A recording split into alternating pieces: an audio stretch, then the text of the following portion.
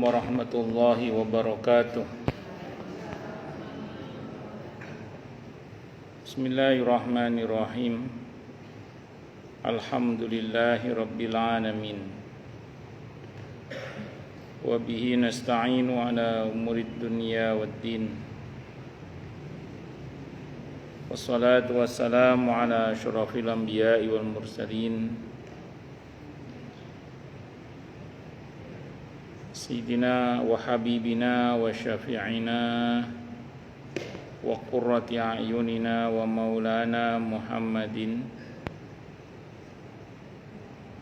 wa ala alihi wa ashabihi wa dzurriyyatihi ajma'in, amma ba'd.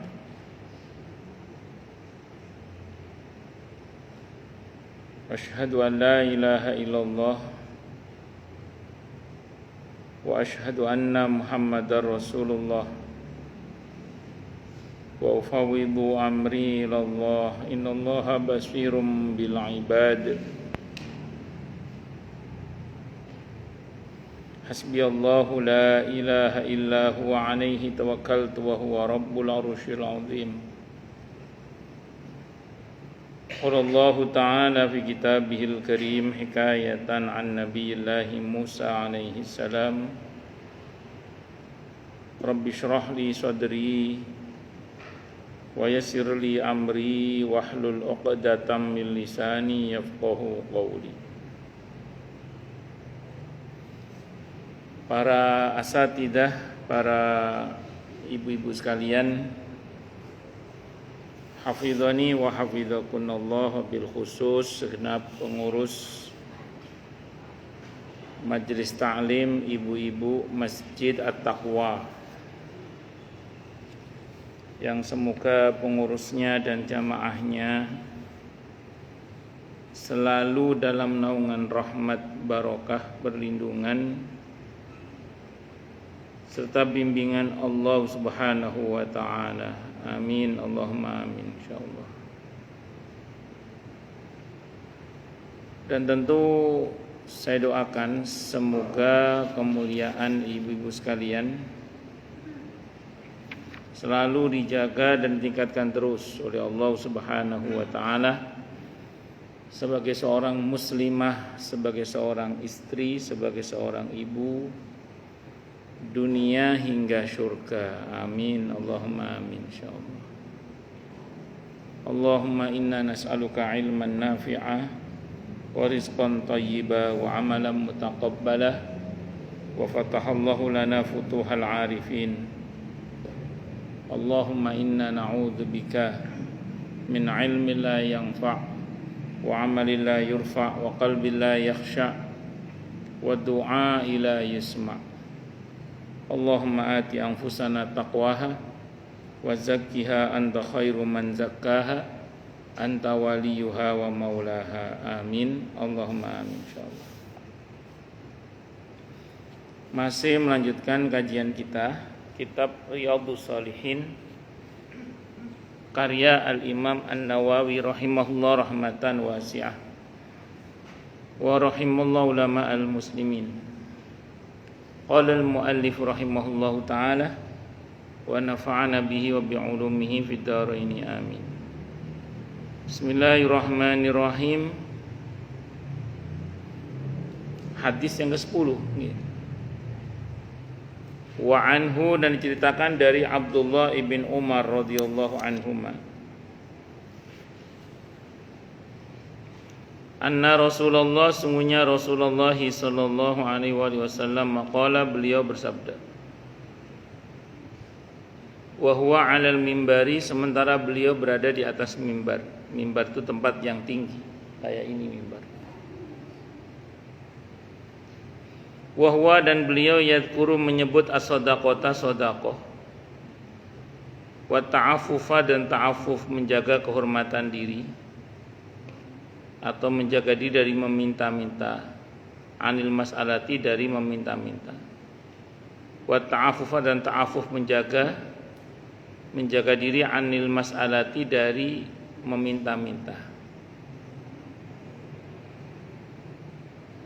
Kata beliau, al-yadul ulya, adapun tangan yang di atas itu khairun, lebih baik minal yadi sufla, daripada tangan yang di bawah. Maksudnya memberi lebih baik daripada diberi. Wal yadul ulya, dan tangan yang di atas, ya al-munfiqatu, tangan yang berinfak. Wasufla, dan tangan yang di bawah yang dimaksud adalah ya as-sailatu, tangan yang meminta. Hadisnya Bukhari Muslim. Ini yang sering saya sampaikan, bahwa Nabi kita Muhammad SAW itu memang mendorong orang untuk memberi dan senang memberi. Bukan hanya senang diberi, tapi senang memberi. Dan tidak termasuk meminta kalau kita diberi sebenarnya. Dan meminta yang dimaksud adalah meminta yang menjadi kebiasaan, apalagi menjadi profesi. Tidak termasuk meminta yang dicela kalau kita meminta kepada orang yang kita punya hak untuk meminta. Seperti jenengan istri kepada suami, orang tua kepada anak, itu bukan tidak dicela, itu bukan hal yang tercela. Boleh, tidak apa-apa. Hadisnya muttafaqun alaih, Bukhari Muslim. Wa an Abi Hurairah radhiyallahu an, dan diceritakan dari Abi Hurairah radhiyallahu anhu, qala, beliau berkata, qala, telah bersabda siapa Rasulullah sallallahu alaihi wasallam, man, siapapun orang sa'ala yang meminta an-nasa kepada manusia, takasuran, dengan banyak, maksudnya sering minta, atau dengan tujuan untuk memperbanyak harta. Jadi dia minta kepada orang supaya dia banyak hartanya. Berarti apa ini? Profesi ya. Jadi meminta merupakan profesi. Fa innama, maka hanya saja yas'alu, dia meminta jamron, bara api. Maka orang seperti itu hanya saja senyatanya dia itu tidaklah minta kecuali minta nomor sebara api. Fal yastaqilla aw yastaktsira, terserahlah padanya apakah ia akan mengumpulkan sedikit saja atau akan memperbanyaknya. Hadisnya riwayat Muslim. Jadi orang yang menjadikan meminta sebagai profesi itu sama dengan dia mengumpulkan bara api. Ya, semakin sering dia meminta, semakin banyak bara api untuknya, alias potensi masuk nerakanya tinggi. Semakin dia menghindari, semakinlah dia selamat dari api itu, alias dia insya Allah tidak masuk neraka, gitu maksud. Saya mau terangkan dulu gini. Orang yang meminta dengan tujuan untuk memperkaya diri, berarti menjadikan meminta sebagai apa tadi? Oke, profesi. Di zaman Nabi sudah ada ini ternyata. Jadi industri minta-meminta itu di masa Nabi rupanya sudah ada. Zaman sekarang bentuknya macam-macam. Zaman sekarang itu. Kalau dulu misalnya mintanya minta uang, sekarang mintanya minta proyek misalnya. Nah, itu termasuk itu. Kalau bukan haknya loh ya, kalau bukan haknya. Hati-hati. Saya mau teruskan lagi. Jadi memang itulah kenapa Nabi dulu, Nabi kita Muhammad SAW pernah menyatakan, nanti perkataan saya ini bisa dicek dalam fikih sunnah saya sabik terkait kriteria orang miskin berkaitan dengan mustahik zakat. Kata Nabi aukamakal, tidaklah termasuk orang miskin orang yang keliling-keliling minta-minta.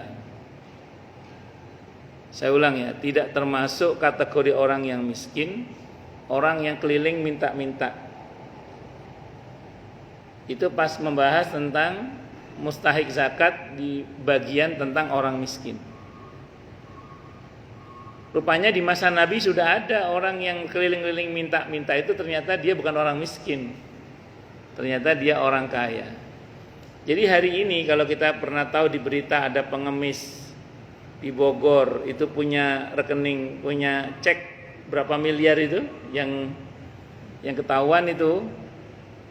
Terus yang di Kalimantan ada pengemis yang rumahnya itu mewah, mobilnya mewah. Belum lagi di Madura itu ada kampung pengemis yang rumahnya gede-gede. Allah. Maka pantas kalau Nabi kemudian mengatakan bukanlah termasuk orang yang miskin, adalah orang yang keliling-keliling minta-minta. Berarti di masa Nabi sudah ada itu. Orang yang keliling-keliling tapi sebenarnya mereka gajinya besar. Saya pernah baca di Twitter saat itu, sekarang kan X ya. Di Twitter saat itu. Itu orang yang ngemis di lampu merah. Di lampu merah itu anggaplah sepekan itu 7 hari. 7 hari itu anggap dia libur 2 hari, 5 hari dia ngemis. Anggap dia jam ngemisnya itu dari pagi sampai siang atau sore. Lampu merah itu berapa kali nyala lampu merah itu? Ada yang ngitung itu. Minimal penghasilannya itu 21 juta sebulan. Iya itu. Makanya wali kota Bandung saat itu, saya nggak sebut namanya takut dikira kampanye DKI nanti. Itu pernah nawarkan orang pekerja pasukan kuning itu pengemis gepeng itu, gembel namanya itu pernah oleh beliau itu ditawarkan untuk kerja di Pemkot sebagai pasukan kuning dengan gaji UMR Bandung saat itu sekitar 3 jutaan kalau saya nggak salah. Nggak mau, mereka maunya gaji 10 juta. Coba kan greget nong itu. Itu yang saya pernah sampaikan di sini. Saya pernah tahu langsung ada pengemis yang jam terbangnya itu tinggi sekali. Saya pagi ngelihat dia jalan, suami istrinya, enggak tahu suami istri atau siapa, satunya jelas satunya buta. Itu jalan di sini di Pondok Ungu itu, Satani Mindani itu. Jalan di daerah situ. Saya sore ketemunya di Jakarta Utara. Pagi di sini, sore ketemunya di Jakarta Utara. Pernah saya tahu ada pengemis-ngemisnya di Harapan Indah, malam ketemunya di Jakarta Timur di Pondok Kelapa. Jam terbangnya itu luar biasa. Ngalang-ngalai Ustadz. Allahu Akbar. Saya pulang malam menyusuri jalur Alexindo itu, Arnott itu. Ada anak kecil yang ngamen itu dijemput oleh mobil putih, bagus mobilnya. Saya nggak tahu itu orang tuanya atau bosnya, saya nggak tahu. Allahu Akbar. Dan masih banyak lagi lah yang lain-lainnya itu.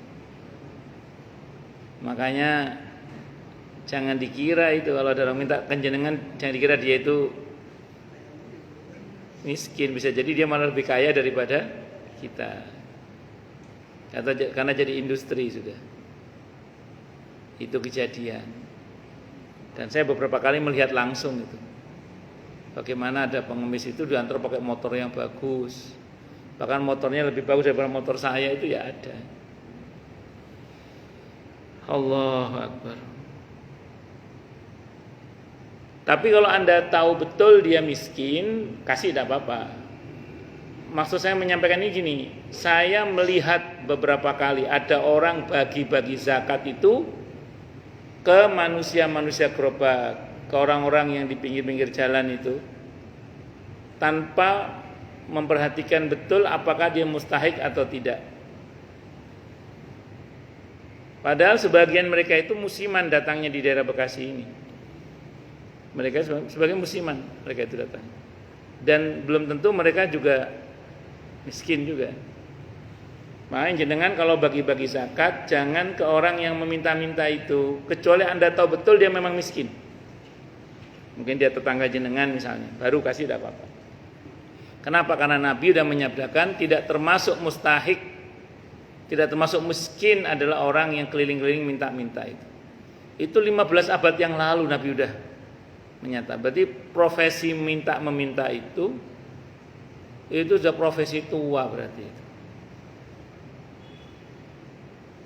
Ya, ini termasuk perbuatan yang tercela dalam pandangan Allah dan Rasulnya Muhammad sallallahu alaihi wasallam. Tapi ingat ya, kita tetap harus pakai rumus dalam Al-Quran, tidak boleh membentak. Wa ammasaila fala tanhar. Tetap tidak boleh kita bentak. Kalau mau kasih, kalau enggak ya sudah, mohon maaf gitu aja. Ngoten nggih?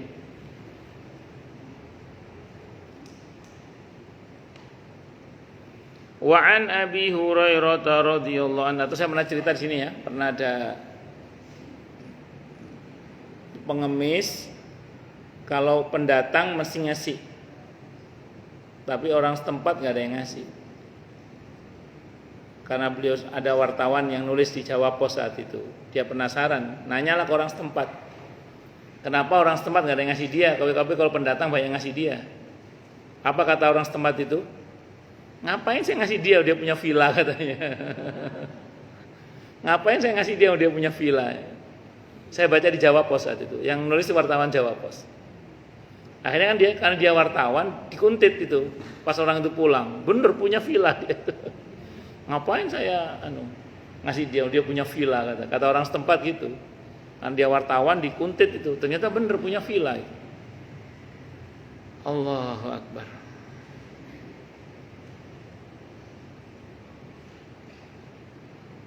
Dan ini penyakit ya. Jadi mental meminta-minta ini penyakit. Semoga Allah selamatkan kita dari perbuatan yang tercela ini. Amin. Allahumma amin. Insyaallah. Doa turun kita. Amin. Insyaallah. Wa an Samurah bin Jundub.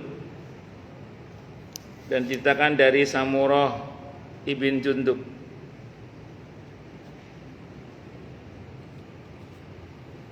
Radhiyallahu anhu qala, beliau berkata, qala bersabda siapa Rasulullah sallallahu alaihi wasallam, innal mas'alata kaddun yakuddu biha ar-rajulu wajahu illa ayyas'ala ar-rajulu sultanan aw fi amrin la budda minhu. Rawatul Mudhi wa qala hadisun hasanun sahihun. Sesungguhnya meminta-minta itu adalah satu topeng yang diperbuat oleh seseorang pada dirinya sendiri, kecuali bila seorang yang meminta kepada penguasa atau karena keadaan yang sangat memaksa. Rawatul Mudhi hadis at-Tirmidzi wa qala, dan beliau berkata hadisun hasanun sahihun. Hadisnya hasan sahih. Jadi orang yang meminta-minta itu Nabi umpamakan seperti orang yang memakai topeng.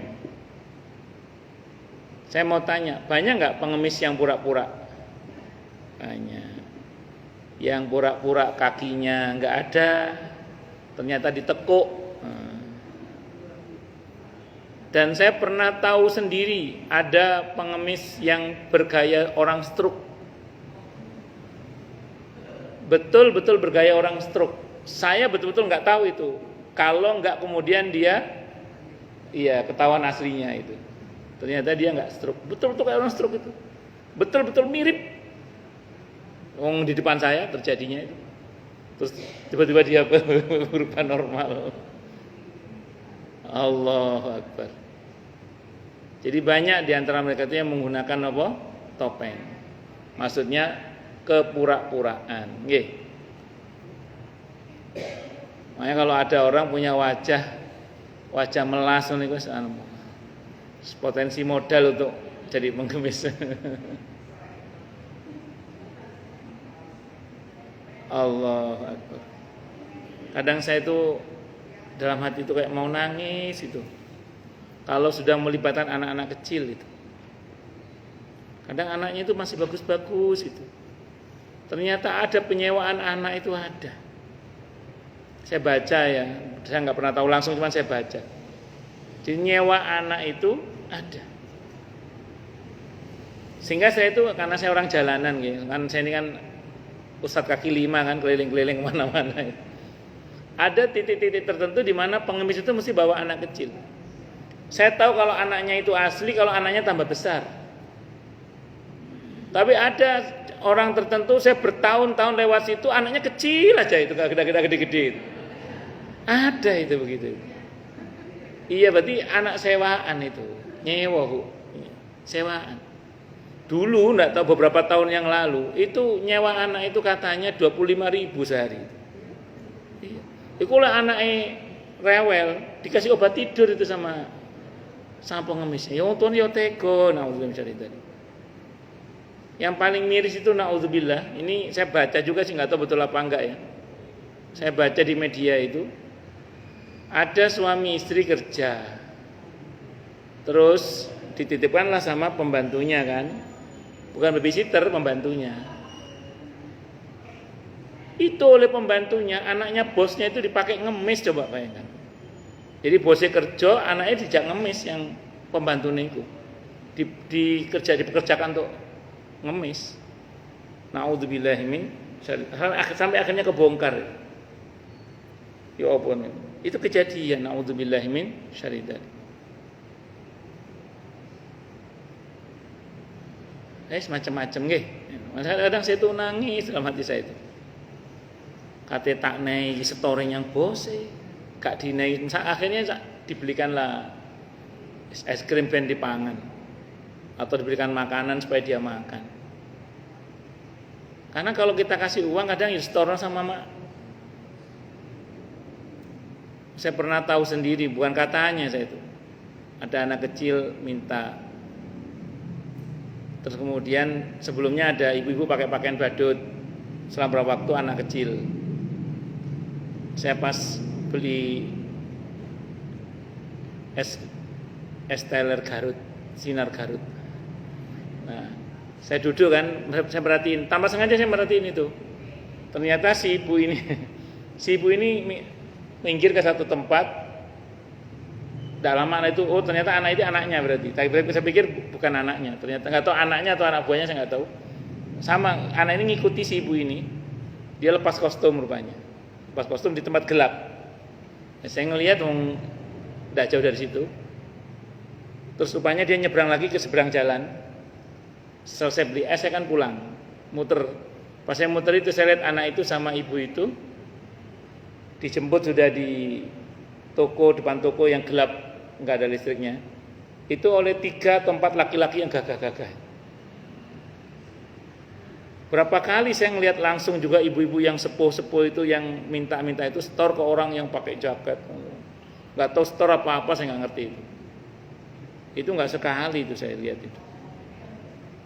Jadi sing di story wong gagah-gagah ngoten, naudzubillah min syarri dzalik. Nah, itu kejadian. Makanya napa namine? Nabi mengatakan orang yang ngemis itu seperti napa? Orang yang menggunakan topeng. Karena banyak yang pasang wajah pura-pura tadi itu. Miris. Allah, dan ini memang soal mental sebenarnya. Bahkan di negara yang katanya sejahtera pun pengemis tetap ada karena ini soal mental. Ini perihal mental katanya. Mental jaluan banyak, naudzubillah min syarri dzalik. Dan itu penyakit itu.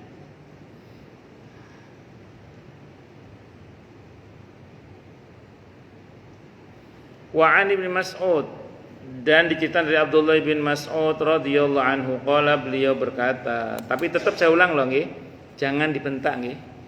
Kalau mau kasih, kalau enggak minta maaf. Cuman saya sering nasihatkan kalau jenengan tidak memberi, dalam hati ngomong, ya Allah, saya mau kasih yang lain aja yang jelas membutuhkan nggih. Nah, saya pribadi pun ngikuti kata hati saya. Pas pengen ngasih saya kasih gitu aja. Kalau pas pengen ngasih, tapi kadang namanya hati nggih. Kadang tiba-tiba lagi nggak pengen ngasih karena lagi makan atau lagi gak ada uang kecil atau memang lagi nggak mau ngasih. Kadang-kadang namanya hati nggih. Tapi insya Allah selalu dalam hati itu saya katakan, ya Allah, insya Allah saya kasih yang lain aja yang jelas-jelas membutuhkan, supaya kita tidak dicatat sebagai orang yang pelit, itu aja sih. Maksud.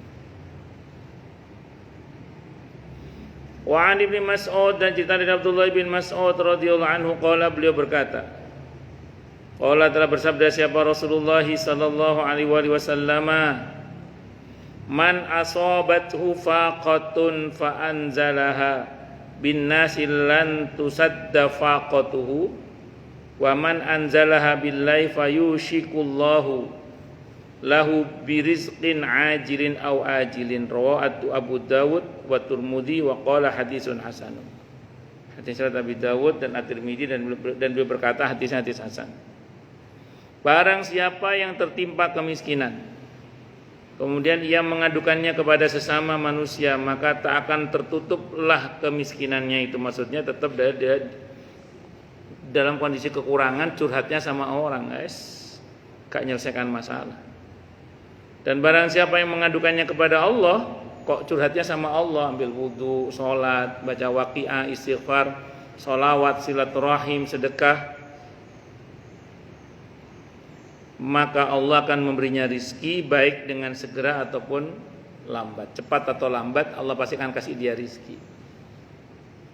Makanya kalau ada masalah terkait dengan kekurangan harta misalnya, curhatnya sama Allah.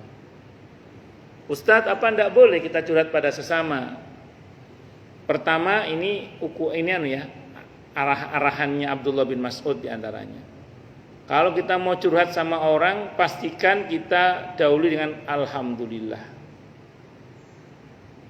Karena kata Abdullah bin Mas'ud radhiyallahu anhu, tidak termasuk meratap ketika dia menceritakan kesusahannya di awal dengan alhamdulillah. Contoh misalnya, jenengan datang ke Bunas misalnya. Bunas, alhamdulillah, kita masih sehat ya Bunas ya, alhamdulillah, masya Allah. Kita masih diberi kemudahan. Nah, saya mau cerita nih Bunas. Kemarin saya tuh usaha begini, tapi itu yang penting diawali dengan alhamdulillah, itu tidak termasuk meratap. Satu. Yang kedua, pastikan Anda datang kepada ahlinya. Jadi Anda kalau memang mau menceritakan masalah niku, ini ahlinya apa enggak? Karena jangan sampai kita datang kepada orang yang tidak ahlinya. Supaya sesuai dengan perintah Allah di surah An-Nahl ayat 43 itu, fas'alu ahla dzikri in kuntum la ta'lamun. Bertanyalah kalian kepada ahlinya kalau kalian tidak tahu. Paham ya? Jadi pastikan itu ya. Bersyukur terlebih dahulu. Yang kedua, datang kepada sinten ahlinya. Boleh, tidak apa-apa, dalam Islam tidak apa-apa. Nah, namun yang tidak kalah pentingnya adalah dahulukan datang kepada Allah. Dahulukan datang kepada Allah. Itu kitanya ya, kalau kita yang punya masalah. Tapi kalau ada orang yang punya masalah datang kepada kita, itu jangan kita terus mengatakan, udah sabar, tawakal, curhat sama Allah aja, jangan sama saya. Nah, jangan gitu. Karena dulu Nabi kita Muhammad SAW, kalau ada orang datang curhat sama beliau tidak berkata begitu. Beliau mendengarkan, menyimak, baru menasihati atau mendoakan. Jadi jangan kalau ada orang datang sama kita jangan suka sama saya, sama Allah aja. Sabar, tawakal, iman kamu lemah itu, jangan gitu. Dengerin aja. Kadang sebagian masalah itu juga tidak untuk kita nasihati. Pada sebagian kadang hanya ingin didengarkan. Tapi paling enggak bagus saja dia datang sama kita, nanti ujungnya kita nasihati. Tapi kadang ada juga orang itu begitu kita nasihati malah galakan dia, itu ada juga. Oh, saya sampai bingung itu. Saya pernah diundang orang datang, suami istri. Dia cerita masalahnya, saya kasih solusi. Galakan dia loh. Terus kenapa ngundang saya, kata. Paham maksudnya nggih? Ada juga orang begitu, ya harus sabar. Akhirnya cuma saya doakan aja lah. Tak nasihati pinteran deh. Ada begitu itu. Allahu Akbar. Nah, jadi kita pakai adabnya Nabi, kita ada orang curhat jadi dengerin. Allah. Karena pada sebagian masalah itu kadang hanya ingin didengarkan saja nih wonten. Terus kita keluarkan nasihat. Kalau diperlukan, kalau nggak diperlukan doakan sajalah. Karena tadi ada sebagian orang itu tidak ingin dinasihati, ingin didengarkan kadang. bersyukurlah kita menjadi bagian solusi itu, tidak apa-apa. Cuma kalau udah mulai berlebihan ngomongnya kita arahkan. Iya mbak, disyukuri wae lah. Iya wis disabari wae. Macam-macam. Allahu Akbar. Wa an Saubana, dan ceritakan dari sahabat Sauban radhiyallahu anhu, qala, beliau berkata, qala, telah bersabda siapa Rasulullah sallallahu alaihi wasallam, man, siapapun orang yang takaffala li alla yas'alan nasa syai'an wa takaffalu allahu bil jannah faqultu ana fakana la yas'alu ahadan syai'a, rawahu Abu Dawud bi isnadin sahihin. Siapa yang berani menjaminkan dirinya kepadaku untuk tidak meminta sesuatu apapun kepada sesama manusia, dan oleh karena itulah aku akan menjaminkan kepadanya dengan surga. Saya menjawab, kata Sauban radhiyallahu anhu, saya, kata beliau. Maka ia tidak pernah meminta sesuatu apapun kepada seseorang, riwayatnya hadis Abi Dawud. Jadi kalau kita sanggup untuk tidak meminta apapun kepada manusia, dalam arti menjaga kehormatan diri kita dari meminta, maka jaminannya adalah surga. Saya ulang ya, ini berkaitan dengan surah Al-Baqarah ayat 273 yang kemarin sudah kita baca itu. Jadi memang ada orang-orang tertentu yang miskin lah mereka itu, fakir bahkan, tapi mereka menjaga kehormatan diri mereka untuk tidak meminta. Dan kalaupun meminta, mintanya tidak maksa. Nggih Bukus nggih wonten. Monggo terjemahane Bukus.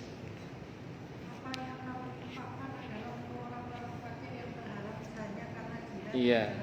Terus? Sehingga dia yang tidak dapat bisa dibumi. Orang lain yang tidak tahu menyangka bahwa mereka adalah orang-orang kaya. Karena menjaga kehormatannya itu. Terus? Karena mereka menjaga diri dari meminta. Iya, betul.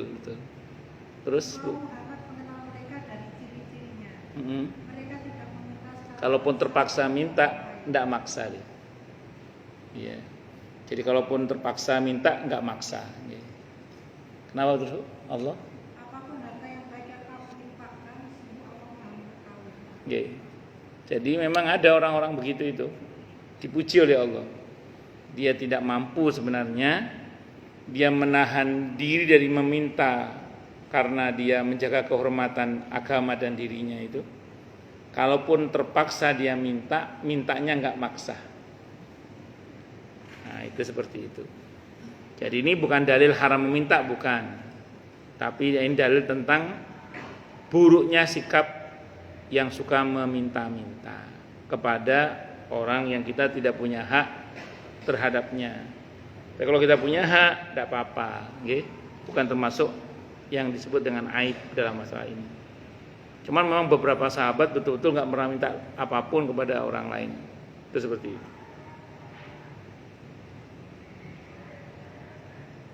Ini hadis riwayat Abu Dawud dengan sanad yang sahih. Wa an Abi Bishr, dan diceritakan dari Pak Bishr, namanya Qabisah bin Al-Mukhariqi. Qabisah ibn Al-Mukhariq radhiyallahu anhu, qala, beliau berkata, tahammaltu hamalatan fa ataitu Rasulullah sallallahu alaihi wasallam as'aluhu fiha. Faqala aqim hatta ta'tiyana sadaqatu fa na'mura laka biha. Tsumma qala ya Qabisatu innal mas'alata la tahillu illa li ahadi salasatin. Rajulin tahammala hamalatan fa halat law al mas'alatu hatta yusibaha tsumma yumsik. Wa rajulin asabatu jaihatun ihtajat malahu fa halat lahu al mas'alatu hatta yusiba qiwaman min aish wa qala sidadan min aish.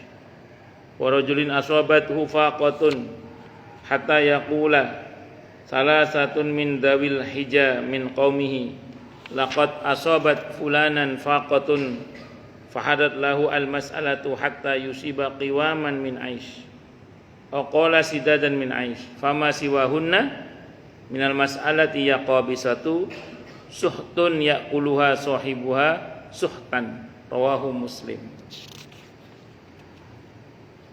Saya adalah orang yang menanggung beban yang sangat berat, kata Qabisah radhiyallahu anhu. Maka saya datang kepada Rasulullah Muhammad sallallahu alaihi wasallam untuk meminta bantuan guna meringankan beban itu. Kemudian beliau bersabda, tunggulah sampai ada zakat datang ke sini, nanti kami suruh si amil untuk memberi bagian kepadamu. Kemudian beliau bersabda, wahai Qabisah, sesungguhnya meminta-minta itu tidak diperbolehkan kecuali karena salah satu di antara 3 sebab. Jadi kalau karena ini boleh, minta itu boleh, meminta-minta itu boleh, ngedar proposal boleh. Tapi kalau karena 3 sebab ini, yang pertama, seorang yang menanggung beban sangat berat, maka ia boleh meminta-minta sehingga bisa memperingankan bebannya, dan ia mengekang dirinya dengan tidak meminta-minta lagi. Ada orang butuh banget, nggak ada pilihan lain sehingga terpaksa harus minta boleh tidak apa-apa, tapi begitu cukup ojo jaluk terus. Masanya kan kenaan, wis dibantu kenaan akhirnya jaluk terus. Nah, ini naudzubillah min syarri dzalik. Itu yang masalah itu. Nah, ini yang kadang terjadi pada sebagian orang yang biasa diberi walaupun tidak dalam konteks mengemis, ketika yang memberi sesuatu tidak memberi, gara-gara rutin memberinya dijapri, kok nggak pernah transfer lagi. Padahal bisa jadi orang itu lagi sedang tidak baik-baik saja ekonominya. Contoh, saya punya jamaah, beliau ini saat itu sedang kaya-kayanya lah gitu ya, duitnya masih gagah-gagahnya. Ada beberapa saudaranya yang miskin memang, itu sering beliau transfer rutin tiap bulan. Suatu saat, namanya orang kan kadang ekonominya naik turun ya. Nah, beliau sedang turun tuh, nggak transfer 3 bulan, bukan kewajiban ini. Bukan orang tua ke anak loh, ini orang lain, maksudnya saudara biasa lah gitu, ya keponakan atau apalah gitu. Sesaat 3 bulan nggak transfer, dijapri, kenapa nggak transfer lagi katanya. Jadi seolah-olah orang yang biasa diberi ini seperti menggantungkan diri kepada orang ini, padahal hubungannya bukan kewajiban. Beda dengan kalau itu kewajiban, ini enggak, bukan. Nah, kita jangan begitu. Dibantu alhamdulillah, kok tiba-tiba nggak dibantu semeneng wae. Allahu Akbar. Jadi jangan terus kok nggak ngasih lagi. Satu. Ada lagi jamaah saya. Tadi orang Villa Taman Kartini, ini orang Kemang Pratama. Jadi bukan orang sini ya. Nanti orang sini saya ceritakan di sana. Beliau ini sama, biasa nyumbang, ada rumah yatim tertentu lah, dia sumbang. Bagus ya, donatur lah, bagus bener itu. Nah, satu saat pandemi kan, jamaah saya ini usahanya travel, tahu sendiri travel pas pandemi itu, nggak gulung tikar aja alhamdulillah. Akhirnya beliau pas pandemi itu nggak transfer karena kondisi ekonomi sedang tidak baik-baik saja. Dijapri itu, kok nggak transfer bu? Mohon maaf, lagi sedang kurang baik-baik saja. Maksa lah ini ya, akhirnya karena maksa ditransfer juga, cuman nggak sebanyak biasanya. Kalau biasanya ngasih berapa, sekarang ngasih nggak biasanya, lebih sedikit lah. Kata jamaah saya, habis diceramai Ustaz, ini dituduh pelit lah, ini dituduh gini macam-macam. Oh, ya Allah. Padahal selama ini rutin memberi, hanya gara-gara ngasihnya nggak sebanyak biasanya, habis diceramai, dimaki-maki wanya. Nah, itu kejadian itu. Nah, kita jangan begitu ya. Nah, diberi alhamdulillah, nggak diberi ya gimana, harus biarin aja. Memang bukan kewajiban dia ke kita. Kecuali kewajiban itu beda bab. Satu lagi dari cerita, saya punya jamaah. Nah ini tidak enak saya ngomongnya karena seperumahan dengan yang online ini. Tapi tidak apa-apa, saya cerita untuk pelajaran saja. Beliau ini diuji oleh Allah punya adik laki-laki yang muwales.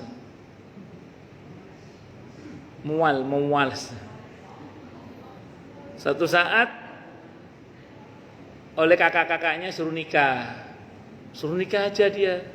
Siapa tahu kalau nikah nanti mau kerja, semangat kerja.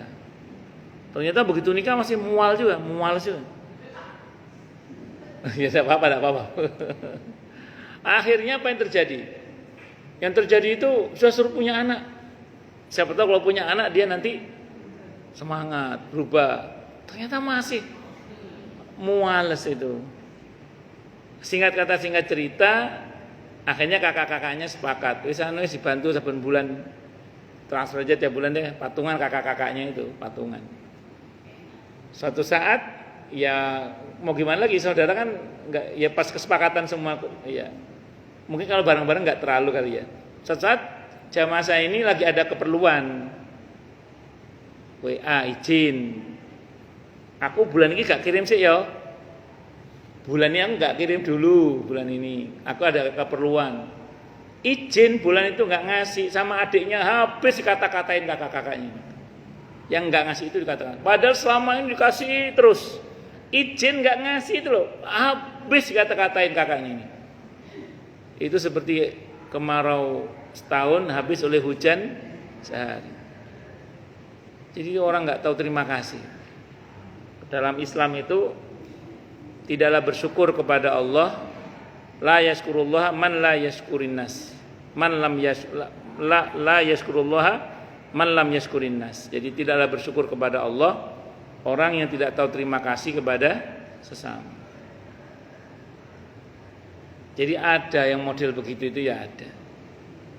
Nah kita ini kalau sering diberi alhamdulillah. Saat yang memberi kita misalnya kok tidak memberi lagi, jangan dijabri. Selama itu bukan kewajiban loh ya, kecuali itu kewajiban, memang hak Anda itu. Wah, itu beda bab. Contoh gajian, kok nggak digaji, Anda berhak bertanya. Kok nggak digaji saya Pak? Allah.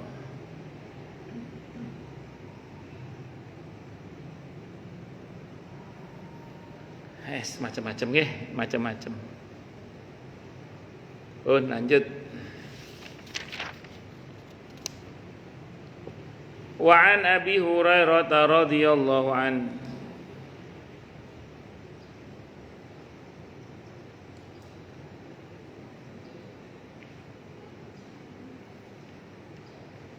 Oh, tadi terjemahnya belum selesai saya baca ya? Atau sudah tadi?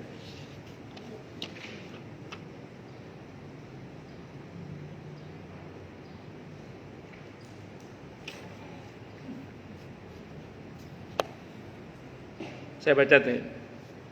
Tunggulah sampai ada zakat yang datang datang ke sini, nanti kami suruh si amil untuk memberikan bagian kepadamu. Kemudian beliau bersabda, wahai Qabisos, sungguhnya meminta-minta itu tidak diperbolehkan kecuali karena salah satu di antara tiga sebab, yaitu seorang yang menanggung beban sangat berat, maka ia boleh meminta-minta sehingga bisa memberingan bebannya, dan ia mengekang diri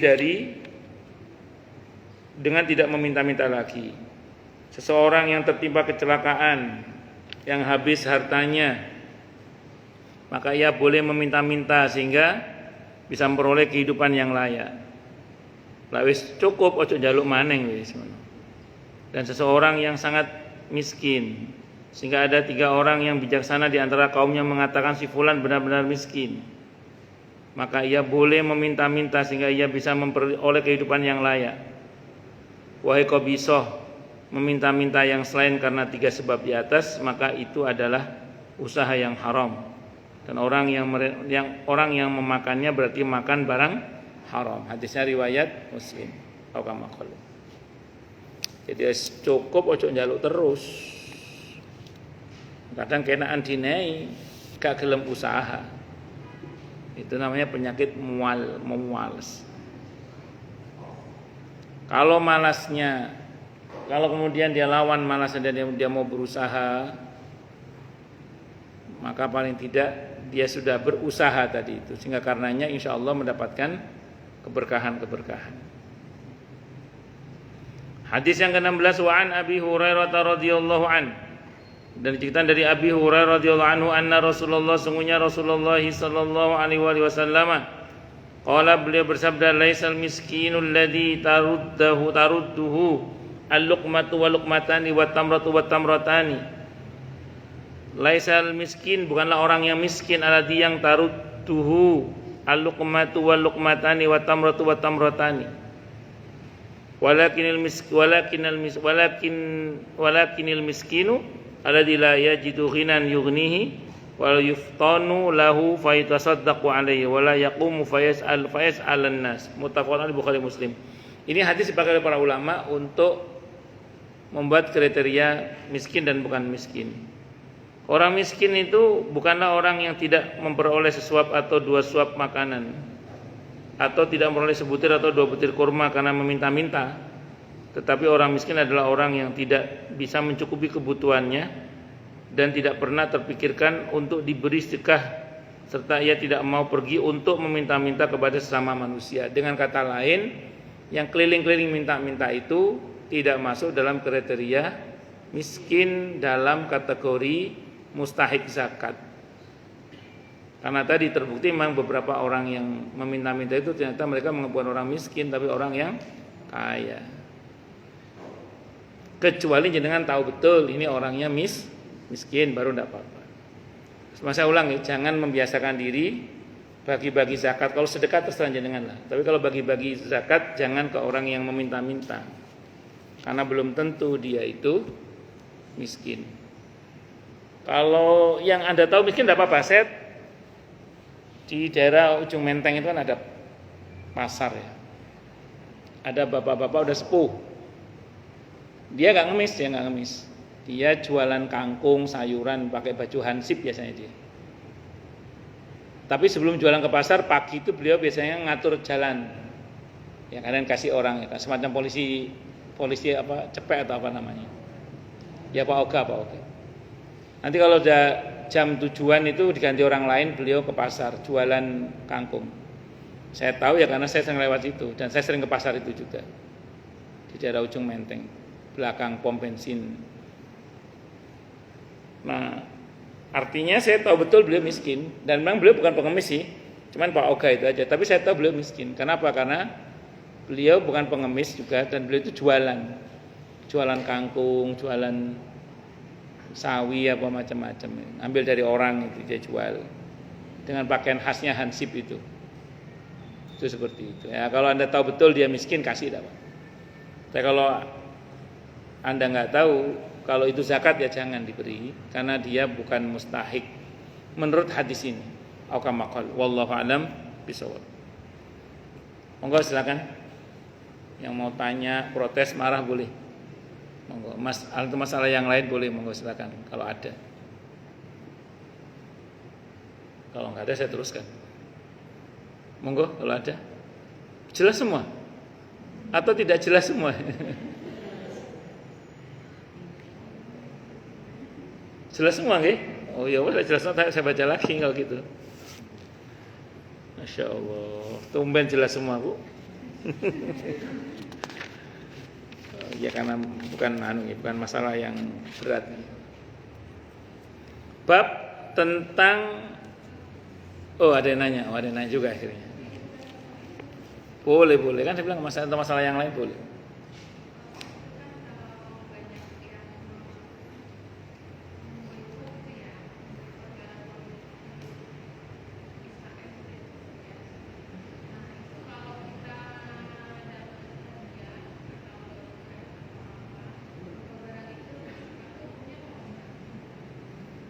Jadi gini ya, boikot itu sebenarnya bukanlah sikap mengharamkan yang halal atau menghalalkan yang haram, enggak merubah hukum.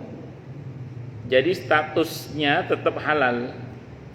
Jadi kalau suatu saat ibu datang di suatu acara yang sponsornya itu produk yang diboikot itu, misalnya gitu ya. Dan ibu maksudnya dapat door prize hadiah gitu kan. Terima saja enggak apa-apa.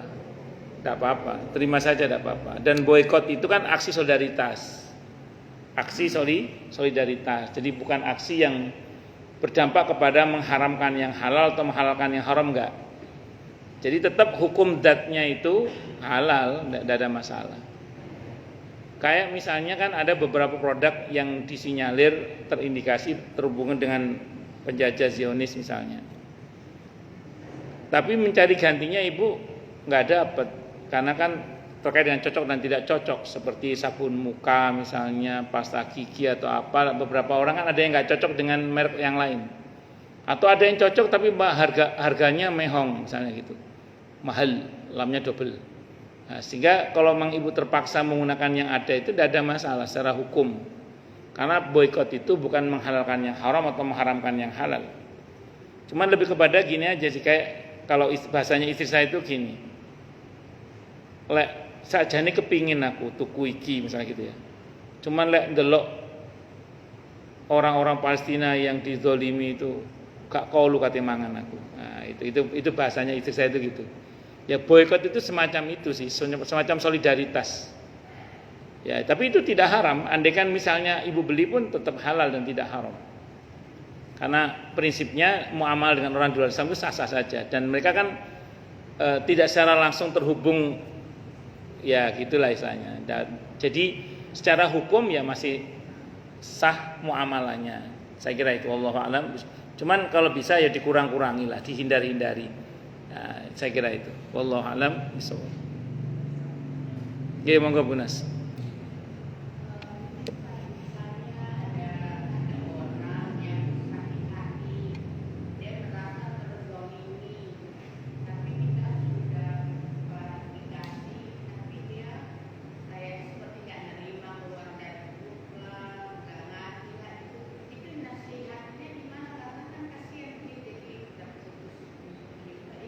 Ya.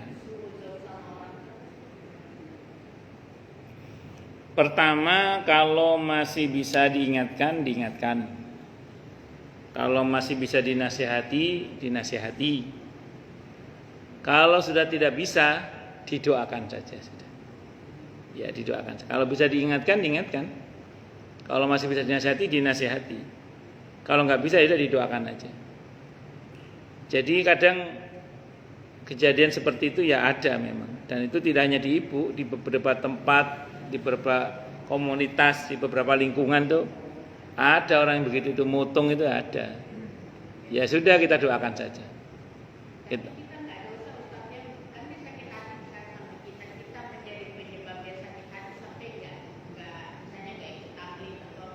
Kan kita udah minta maaf. Soal kita udah menjelaskan bahwa dia tidak memaafkan, itu urusan dia dengan Allah, bukan urusan ibu itu. Ngaten nggih? Wallahu a'lam. Tugas kita itu tulus meminta maaf dengan sungguh-sungguh. Kita jelaskan yang perlu untuk dijelaskan. Bahwa itu dia tidak memaafkan, itu urusan dia. Saya punya jamaah itu, teman baik, teman dekat. Suatu saat dua jamaah ini karena saking dekatnya, karena yang satu lagi ada keperluan masalah ekonomi, dipinjemin itu kartu kreditnya dipinjemin sama temennya. Udah pakai aja, nanti bayarnya belakangan. Karena teman dekat kan dipakai. Satu saat belakangan diketahui bahwa ternyata suaminya temennya ini naksir jamaah saya ini gitu. Oh, marah ini si temennya ini, padahal bukan karena ada perbuatan tertentu, memang dasar suaminya aja naksir sama jamaah saya itu. Istrinya marahnya bukan sama suaminya, marahnya malah sama temennya ini. Akhirnya singkat cerita, kan jamaah saya ini kan berusaha untuk bayar kan. Pertama berusaha minta maaf, walaupun sebenarnya dia nggak salah, wong dia ditaksir kan. Salahnya kenapa kok naksir? Yang kedua, dia sudah berusaha bayar utang penggunaan kartu kredit itu, ditolak. Saya nggak mau terima, saya akan tagih nanti di akhirat. Udah berusaha dibayar, dikembalikan lagi, nggak mau dia bayar. Saya nggak mau terima uang kamu, saya akan tuntut nanti di akhirat. Mau gimana bu? Udah berusaha minta maaf, udah berusaha membayar, tapi ditolak terus. Saya bilang ya sudah ibu, penting ibu sudah berusaha membayar, bahwa dia nggak mau ya itu urusan dia dengan Allah, bukan urusan ibu. Yang penting ibu udah berusaha. Itu kejadian itu, macam-macam. Bukan orang sini itu, orang Perumnas 1. Bukan orang sini, orang Perumnas 1. Ngajinya di Pondok Kopi. Tapi itu bukan aib untuk jamaah saya, bukan, karena dia kan ditaksir, bukan dia naksir, ditaksir. Ya macam-macam ceritanya. Ya, jadi Bunas atau siapapun maksud saya ya, kalau udah berusaha menjelaskan, udah berusaha minta maaf, kok orangnya nggak mau maafkan, urusan dia dengan Allah. Urusan kitanya meminta maaf dan menjelaskan dengan sebaik mungkin. Ini mau bagus.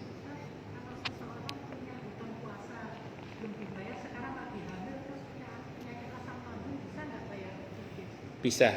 Itu namanya wa'alladina yutiquna fidyatun ta'amu miskin. Bagi orang yang tidak sanggup membayar puasa dengan puasa, maka membayar fidyah berupa memberi makan orang miskin. Kalau suatu saat nanti diberi umur panjang dan dia sembuh dari asam lambungnya dan bisa puasa kembali, tetap mengganti dengan puasa itu lebih baik. Wa antasumu khairul lakum. Betul, walaupun sudah bayar fidyah. Sebenarnya gini bu, kalau di fikih sunnah saya sabiknya, dengan membayar fidyah itu sudah cukup sebenarnya. Untuk tipe orang yang ini sudah cukup. Cuman tetap anjurannya, saya bilang kan anjuran bukan kewajibannya, tapi anjurannya akan lebih baik kalau nanti betul-betul dia sembuh mengganti dengan puasa. Kenapa? Karena ayatnya itu gini bunyi ayatnya itu. Wa antasumu khairul lakum. Setelah bicara keringanan, Quran bilang dan tapi kalau tetap mau puasa itu lebih baik sebenarnya. Artinya mengganti dengan puasa itu tetap lebih baik. Makanya saya itu memberlakukan kepada istri saya kalau hamil atau menyusui atau apalah itu, tetap usahakan dalam 1 tahun ini mengganti dengan puasa dulu. Kalau bisa, bahwa bulan Sya'ban nggak selesai, nggak kemput, itu saya tutup pakai fidyah. Gitu. Nah, tetap saya sarankan juga kalau sudah tidak menyusui, sudah tidak keberatan lagi, ganti dengan puasa. Tidak ada masalah. Kenapa? Karena mengganti dengan puasa itu lebih baik. Itu bahasa Al-Qur'annya. Nah, termasuk yang kena asam lambung itu, kalau dirasa sudah sehat, mampu mengganti dengan puasa di hari yang lain, maka mengganti dengan puasa itu lebih baik. Walaupun tidak wajib sih insya Allah. Kenapa? Karena sudah tercover dengan pembayaran fidyah itu. Caranya, kenapa? Bayar fidyahnya itu kan ngasih makan. Makanya jangan ngasih uang tok. Kalau ibu ngasih uang tok, takutnya nggak dibuat makan, tapi buat beli pulsa atau buat beli paket data. Nah, terus gimana caranya? Kalau di fikih ya, itu kasih makanan pokok negeri ini, beras 1 mud itu 1 liter beras. Ustadz, sahabat Anas bin Malik radhiyallahu anhu ngasih makan dalam bentuk makanan siap santap. Bu catat baik-baik ya, makanan orang Arab itu kurma atau roti kering, itu tahan beberapa hari. Kalau kurma berapa bulan malah tahan. Kalau jenengan nasi rames, tengkleng, tongseng, rawon, itu kalau misalnya pas Anda kasih makanan matang jenengan, terus dia lagi kenyang, makanya nanti aja. Ternyata begitu nanti lupa dia makan basi, nggak kemakan akhirnya. Makanya saya bilang untuk konteks makanan Indonesia sebaiknya jangan makanan matang. Mending berasnya aja, berasnya. Nah, karena kalau makanan matang ngerinya nggak kemakan juga. Dan ada kejadian kan orang yang dikasih makanan nasi kotak itu dibuang malah nasinya, diambil cuma lauknya, itu kan ada. Nah makanya kalau bisa, kalau saran saya kasih beras saja. Bahwa beras plus uang boleh tidak apa-apa. Beras plus uang boleh tidak apa-apa. 1 liter per hari. 1 liter per hari. Wallahu a'lam bishawab. 1 mud itu 1 liter 6 ons kira-kira. 6 atau 7 ons kira-kira. Cukup nggih? Kita tutup dengan hamdalah. Alhamdulillahirabbil alamin. Semoga kajian kita bisa bermanfaat, mubarakah fid dini wad dunya wal akhirah untuk kita, keluarga kita dan seluruh umat Islam semuanya, dan mudah-mudahan kita semua dijadikan oleh Allah sebagai orang-orang yang sukses dunia akhirat, selamat dunia akhirat, bahagia dunia akhirat, dan dipermudah